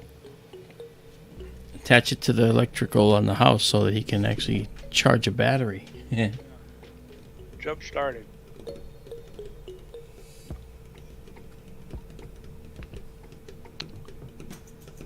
Turkey sandwiches, that's next week. Tryptophan will slow him down. Oh yeah. Put me right to sleep. Yeah. I love turkey sandwiches. Okay, let's go to our this guy. Okay, we're looking now up right about here. This is where our telescope is aimed, right about here actually. I'm sorry, our camera. So we're kind of up like this, so we don't have any ground references anymore. The moon is just out of view, and it's going to move into that region. So let's quickly go back so we don't miss any action.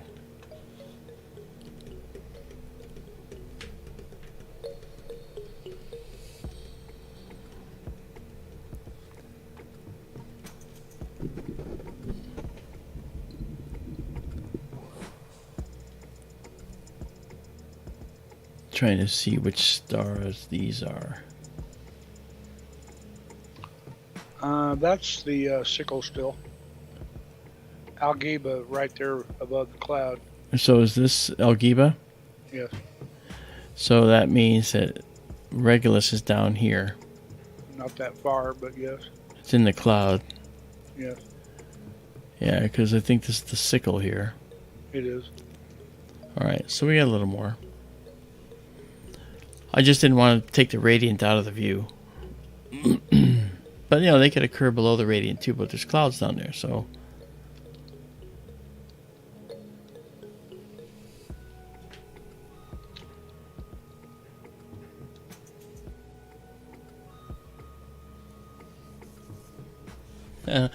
Mike Hedrick says, if we see one on both cameras, are we in trouble? That's funny. I would say no. There's a satellite going through this one. See that line right there? The next exposure, it'll be about here. Okay.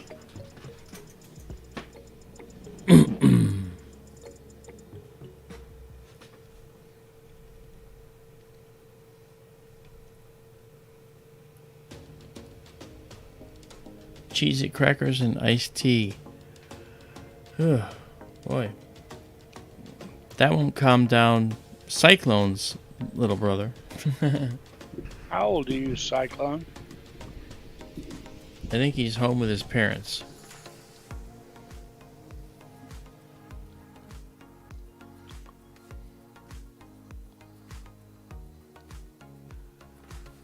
Oh.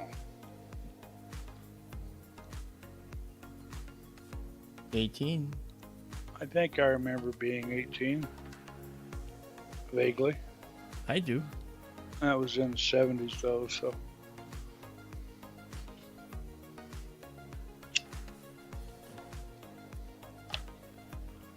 Yeah, I remember 18.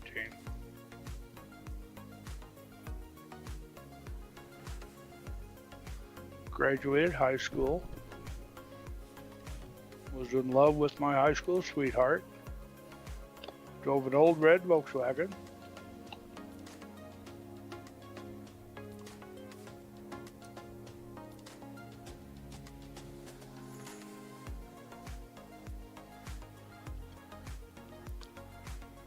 That's a photo I just took. That was 1973. Holy cow. 49 years ago.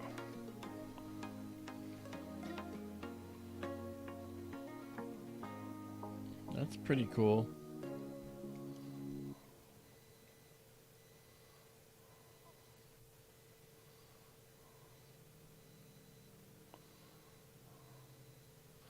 My brother and I had taken the Volkswagen, and he got hold of my father's Sawzall.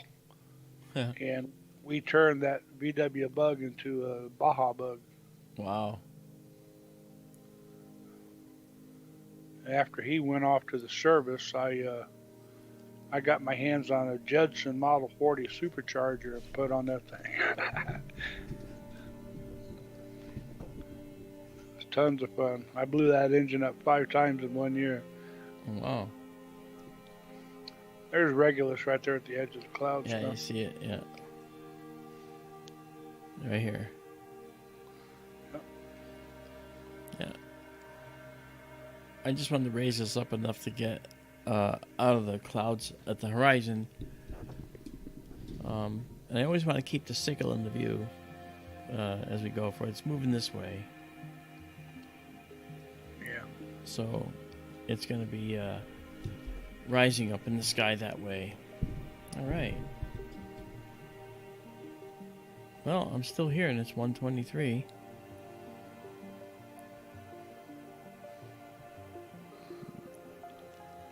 I may bail out when you do. It's okay. We'll just turn up the music and let everybody see things, and I'll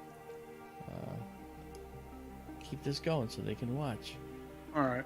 On the left here, you see the Connecticut cam. Right here, and on the right, you see the Arizona all sky.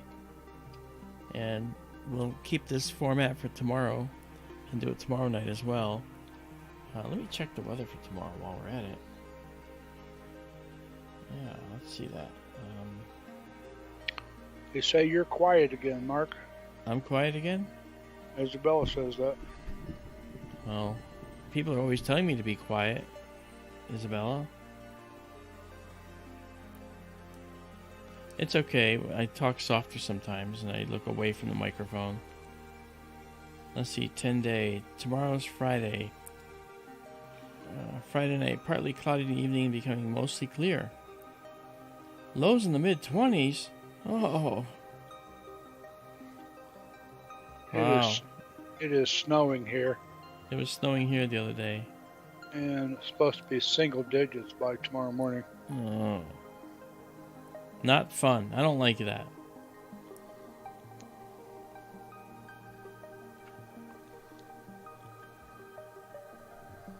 It's getting colder because it's getting warmer. Yeah. Yes, it's global warming. It's climate change. Now, you know, I always had trouble when people were saying that there was global warming. The problem I have isn't that they're wrong about all the science, which they probably are. The problem I have with it is that they are looking at and trying to build trends from data they don't know. They need tens of thousands of years of data to build a good climate model to see whether the climate's changing long term and to get an idea how it is. We have long-term cycles that are hundreds of thousands of years long, you know? And so to just suddenly say the oceans are rising, they're rising, they're falling. It's a common thing, okay? And I think it's funny the way global warming became climate change very quietly. That sort of global warming went away, and now it was just climate change. Why? Because the global warming didn't get supported by the science.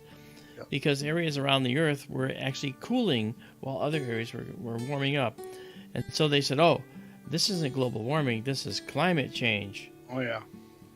And so, you know, and to me, it really bothers me when the politics gets involved, because then they make businesses pay through the nose to be able to use their business jets and say, oh, well, your carbon footprint. It becomes this carbon footprint thing. That became a thing. You know, does anyone know how much carbon dioxide was in the atmosphere 200 million years ago? Would you like to know? I can tell you exactly how much by percentage. How about 100 million years ago? 5 million years ago? I can tell you by percentage. It's been going like this. It's been going up and down, up and down, up and down forever. And it's natural cycles that cause it, and natural processes on the planet that pump extra carbon dioxide into the atmosphere and down again. Yes, there's a human component to it. Yes, I'm not going to disagree with that. But to make it the reason why the planet's going to be dead in 50 years, okay, is what they say or whatever, is ridiculous. It's ironic. They call it science with a capital S and quotation marks. It's non-science or nonsense. It's gospel is what it is to them. Mm-hmm. I mentioned this on a recent stream. There was a fairly recent APOD where the article was talking about the climate, and they were showing climate trends over time.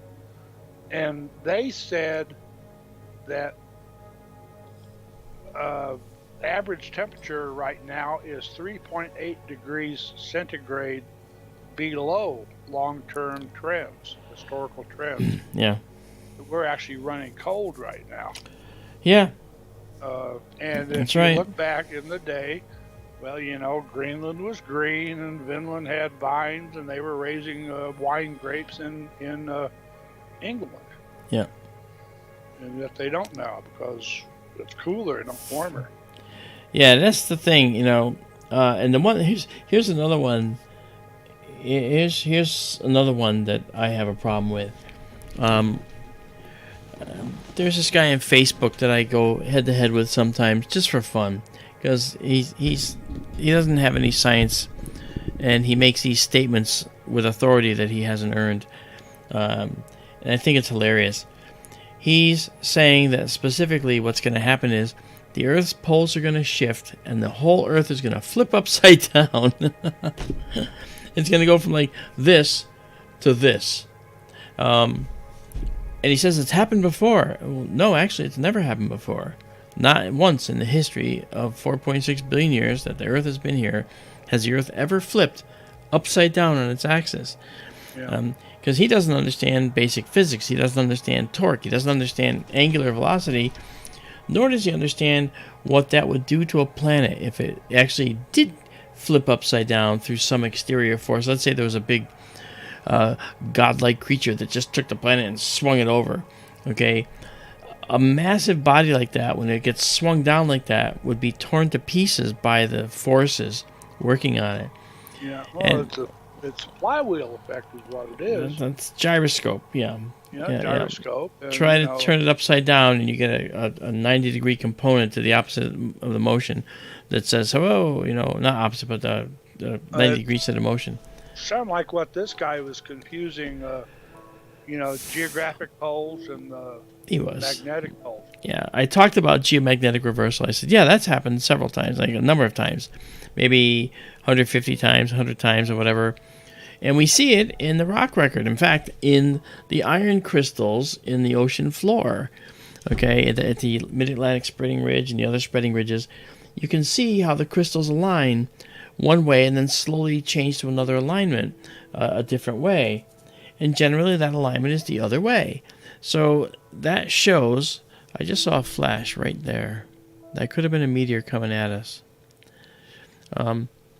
So that shows us, for instance, that the possibility is that when the geomagnetic reversal occurs, the crystals flip in the rock, and people see that, and we've tracked it, and people say we're overdue for a geomagnetic reversal. Well, no, we're not. I mean, if you look at a geomagnetic reversal, it doesn't happen every 400,000 years, for instance, and the dot. It doesn't. Sometimes, 750,000 years go by before a geomagnetic reversal of some type will occur. And then 10,000 years goes by before one happens. There is no pattern. You can't predict it. It's not set in stone. So we're not overdue. We're just going to have one again. But guess what? I contend that we're in the middle of one now already. And we have been for several hundred years. Yeah. And it takes thousands of years for a geomagnetic reversal to occur. And when I hear someone say it's going to happen overnight and everything's going to fall apart and everything's going to be destroyed, planes are going to fall out of the sky, it's like, you don't do science, do you? You don't. And then when you talk about science, they tell you that you don't know what you're talking about. Oh, okay. Yeah, the magnetic poles are moving constantly. They've been moving a lot lately, and some do think that that flip is undergoing, is happening now or starting to. But it ain't going to be overnight. No, it'll be long term. It takes a couple thousand years for that to occur. And guess what? The birds and the animals that use magnetic fields for migration, they're going to be just fine because they have time to absorb the differences and work out the new path. Yep. In the same way that your GPS gets updated and the compass diagrams get updated every few years now because the North Magnetic Pole is drifting. Okay, that's North Magnetic Drift is something that is occurring because geomagnetic reversal. We're in the middle of it. That's all. It's not a big deal. It's not a big deal. It's happened before, and it's going to happen again. Yep. Well, the North Pole will become the South Pole, and vice versa. The Earth won't stop spinning or flip upside down or anything. The magnetic poles will switch places. Airplane right there. Yeah, and the other thing that happens is the magnetic field lines get tangled up. Okay, this is what happens on the sun, and on the sun when those magnetic field lines get tangled, you see a geomagnetic storm on the sun's surface that we call a sunspot. Sometimes flares come out of those sunspots. Well, we don't get flares on Earth. We just get tangled magnetic field lines.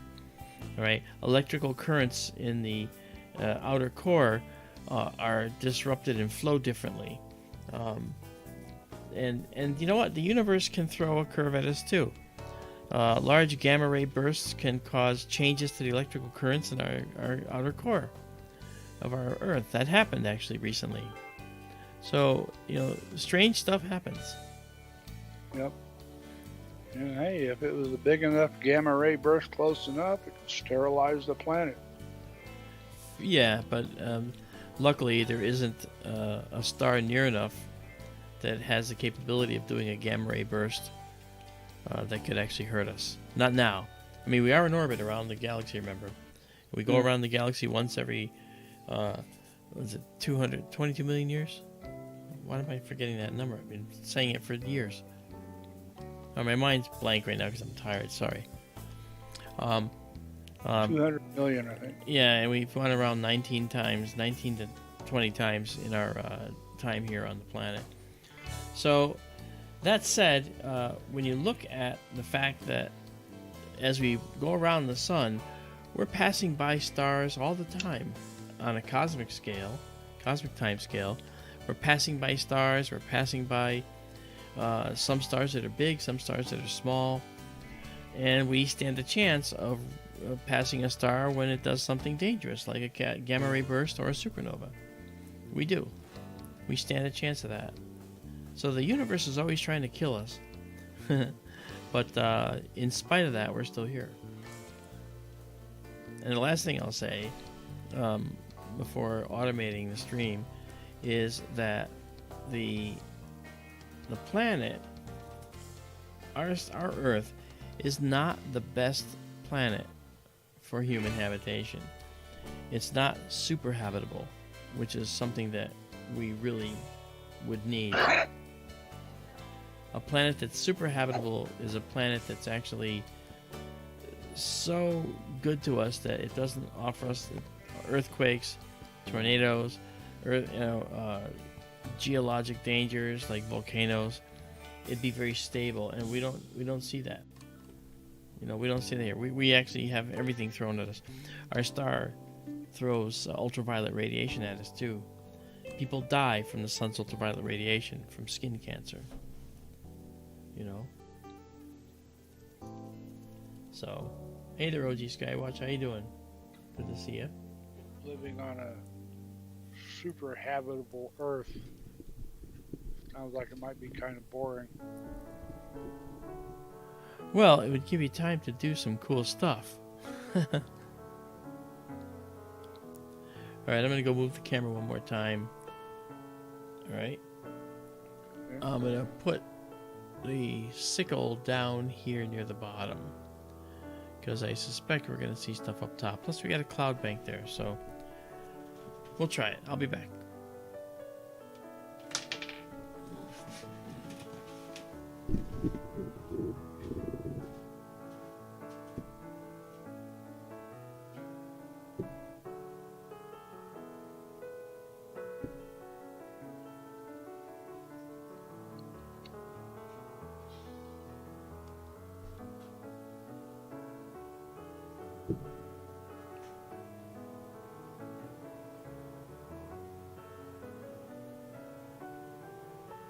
That gamma ray burst Marc was talking about, it was in the news a few weeks ago. 2 billion light years away, and it had physical effects on the planet. They detected ground currents and atmospheric effects caused here on Earth from a gamma ray burst 2 billion light years away.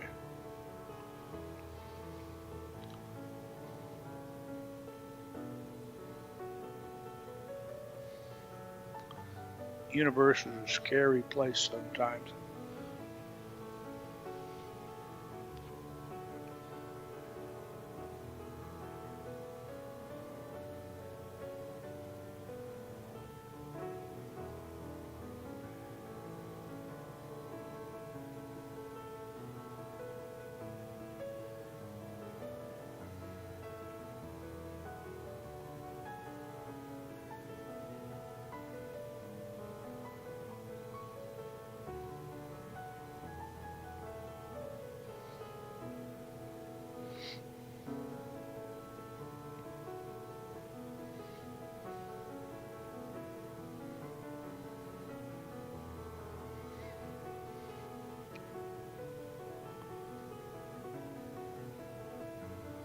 If you watch some of these disaster movies, you know, like a comet hits Earth or something of the sort, people go find beautiful places to hang out and watch the world end.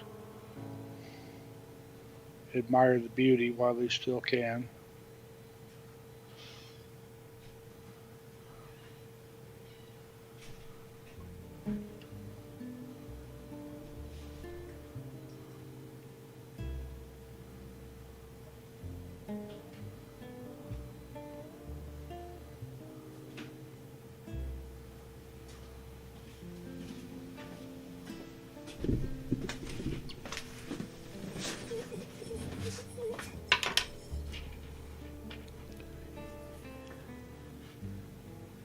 Okay.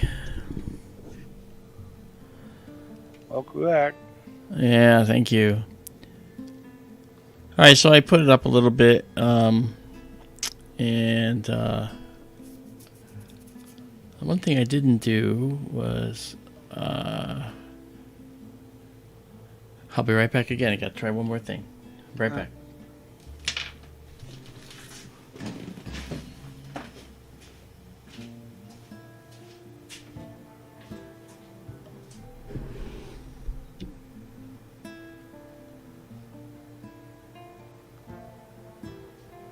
Hedrick, the 2000 or 2001, whatever year the storm was, there were thousands of meteors an hour.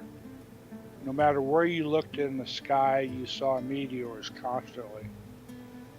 And if you faced toward the radiant, I remember doing so, it was probably 2:30, 3 o'clock in the morning. The sickle had climbed up quite a bit in the eastern sky.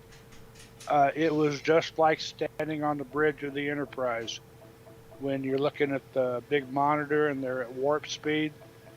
Meteors were just streaming right out of the radiant constantly. It was amazing. It looked just like the old screensaver on your computer, you know. That was second greatest astronomical sight I ever saw.